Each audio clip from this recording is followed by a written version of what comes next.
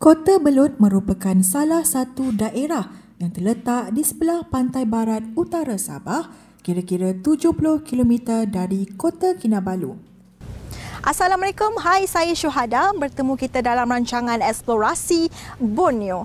Paparan hari ini akan membawa anda menyelusuri Kampung Ambung, Kota Belud, Sabah bagi melihat sendiri bagaimana proses penangkapan ikan menggunakan bagang dijalankan.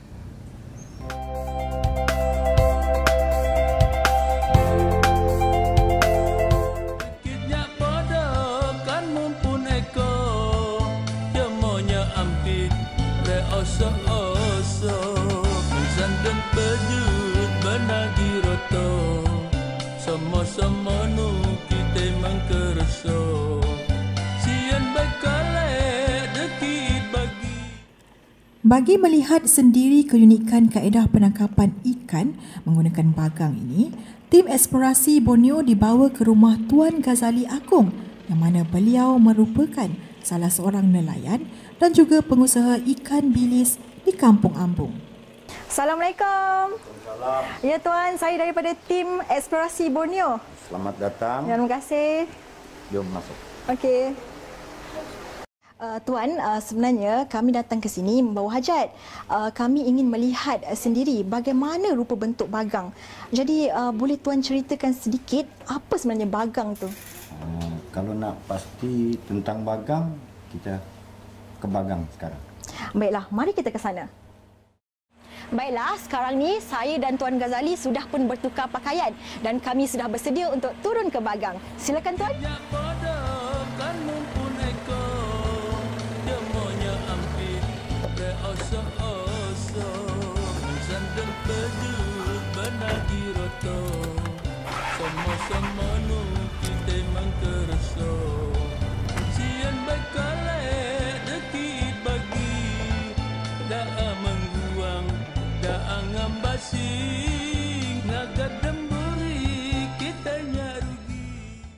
Perjalanan dari rumah Tuan Ghazali menuju ke bagang milik beliau sendiri mengambil masa kira-kira 10 hingga ke 15 minit. Namun, disebabkan keadaan air laut surut pada waktu petang, maka perjalanan ke bagang menjadi agak panjang. Air naik sampai sini ya, sampai atas. 2 kaki paras pantai ini. Oh, tinggi betul naik. Oh, sampai sudah.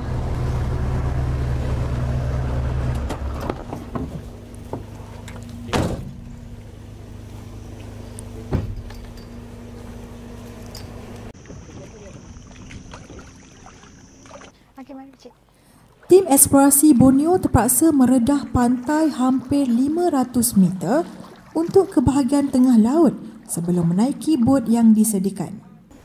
Okey Tuan, selalunya waktu macam ni ke nelayan selalu turun ke bagang? Yalah, masa dia beginilah ni.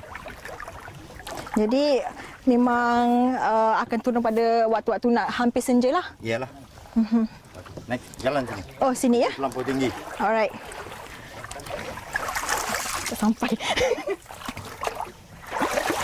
Bantu dah. Tak sampai. Sini. Tak apa. Kebiasaannya jika enjin tersangkut pada rumpai laut, nelayan akan turun untuk menolak bot ke dasar yang lebih dalam. Sampai mana? Clear tuan eh. Okey.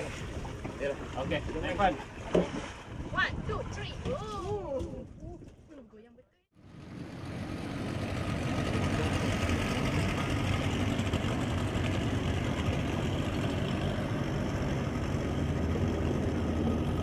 Perjalanan ke bagang untuk menangkap ikan biasanya dilakukan pada sebelah malam dan sepanjang perjalanan ke bagang tersebut, nelayan terpaksa menutup lampu bagi tujuan keselamatan dan juga bagi mengelak dari diserang ikan todak. Jadi Tuan, berapa lama kita nak sampai ke bagang tu? Tengok keadaan sekarang, dia surut lebih kurang setengah jam. Oh, setengah jam lah. Setengah jam. Agak jauh jugalah daripada sini kan? Kita sangkut pasal ni surut. Kalau macam air pasang lebih kurang 10 minit. 10 minit pun boleh sampai kan? Jadi disebabkan air surut, maka bot ni tak boleh nak sampai sana dalam masa yang agak pendek. Selepas meredah segala halangan, akhirnya tim eksplorasi Borneo selamat tiba di Bagang kepunyaan Tuan Ghazali.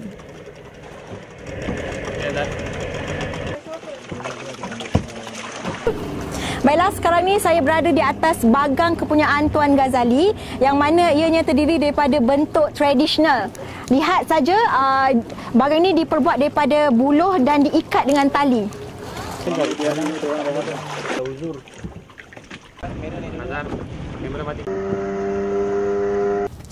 Setiap bagang yang dibina di Kampung Ambung ini berbeza mengikut kreativiti pemiliknya.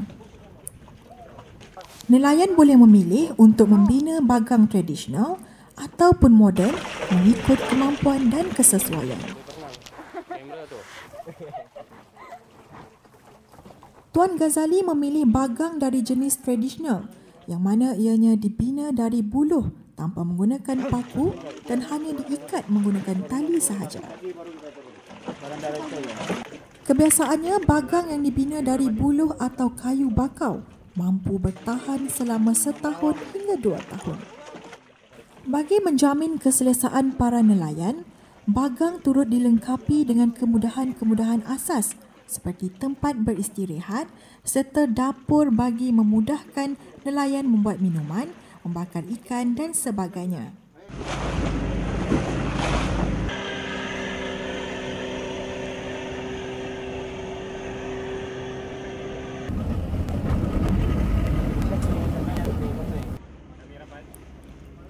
Menurut Tuan Ghazali, proses menangkap ikan ini juga bergantung kepada musim dan nasib.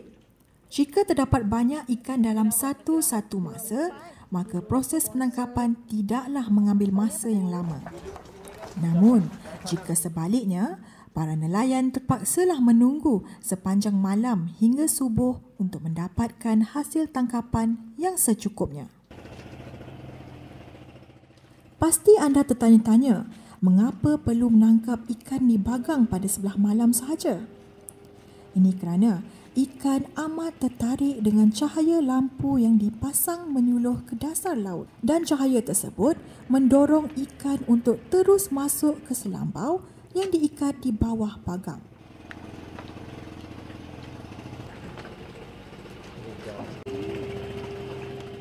Untuk menghidupkan lampu-lampu penarik minat ikan ini, tenaga elektriknya akan disalurkan melalui kuasa generator. Apabila ikan-ikan tersebut sudah mulai berkumpul dan membentuk gerakan mengelilingi cahaya lampu, selambau akan ditarik naik menggunakan wing, iaitu dengan cara memusingkannya berulang kali sehingga selambau naik ke permukaan air laut.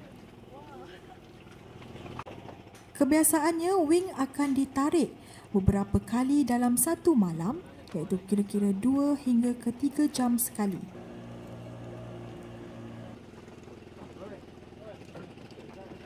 Bukan mudah untuk menaikkan selambau menggunakan wing ini. Ia memerlukan tenaga sepenuhnya dan kesabaran yang tinggi.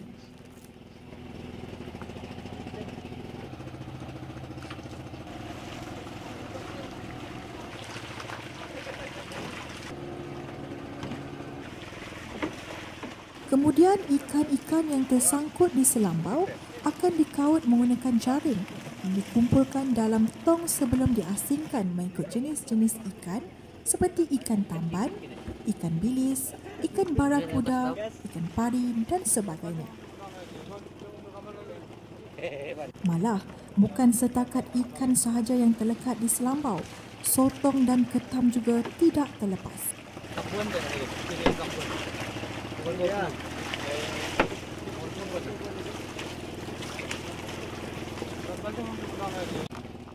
Apabila para nelayan selesai memungut semua hasil tangkapan, selambau sekali lagi diturunkan bagi proses penangkapan seterusnya.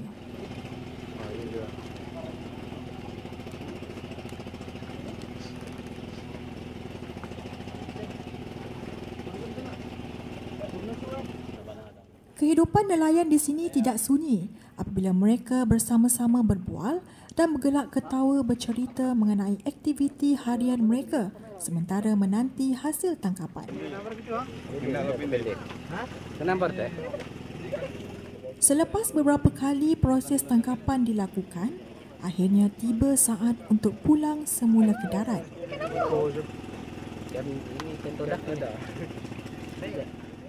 Namun, rezeki ini tidaklah terhenti di sini sahaja.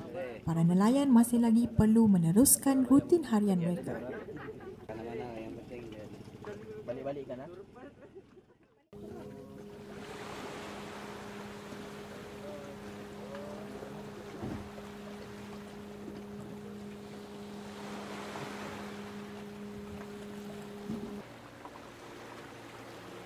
Ikan-ikan yang ditangkap akan dijual terus ke pasar-pasar besar atau pasar tamu.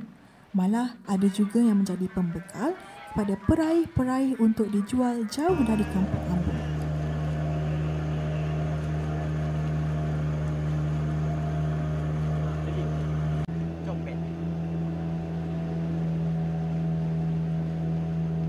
Tim eksplorasi Borneo turut dimaklumkan dengan tinggalan sejarah di kampung Ambung yang mana dahulunya pernah dijajah oleh Portugis.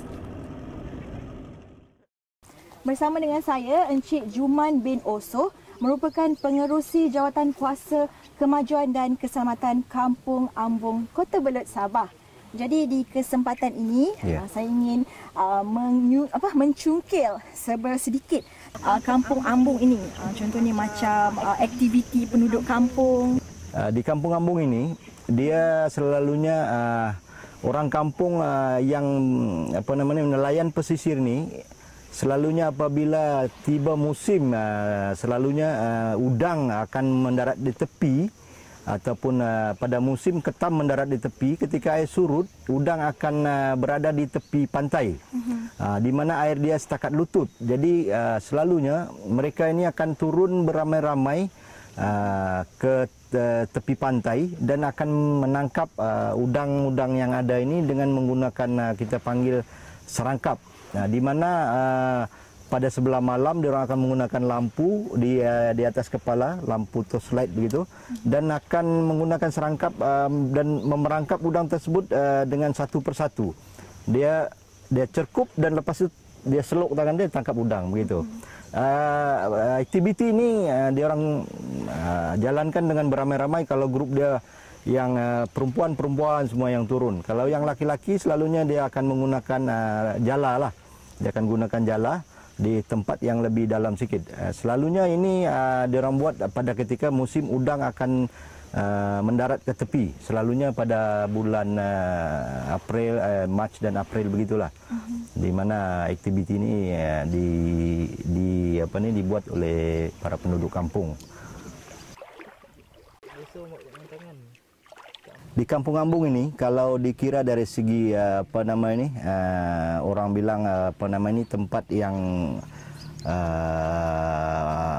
kita boleh beriadah ataupun semua tempat yang kita boleh bersantai. Dia macam kurang, tapi daripada segi keunikan dia punya alam semula jadi dia masih cantik lah.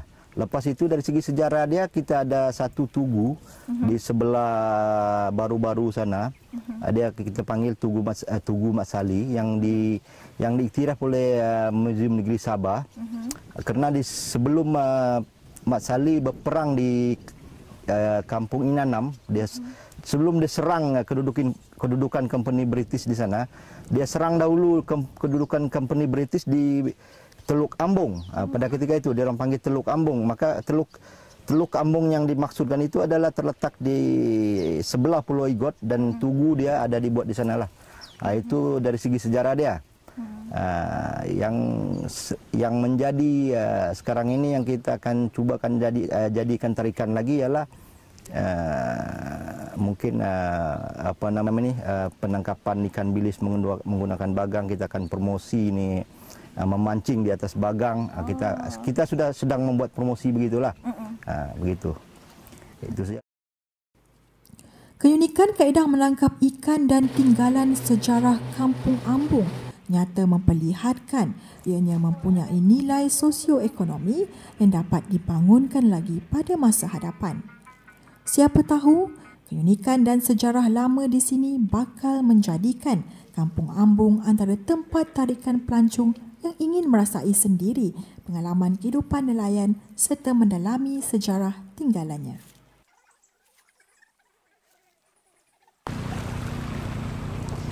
Baiklah, sampai di sini saja rancangan Eksplorasi Borneo. Semoga paparan hari ini dapat memberikan info berguna kepada anda. Jadi salam ceria dari saya, semoga kita berjumpa lagi.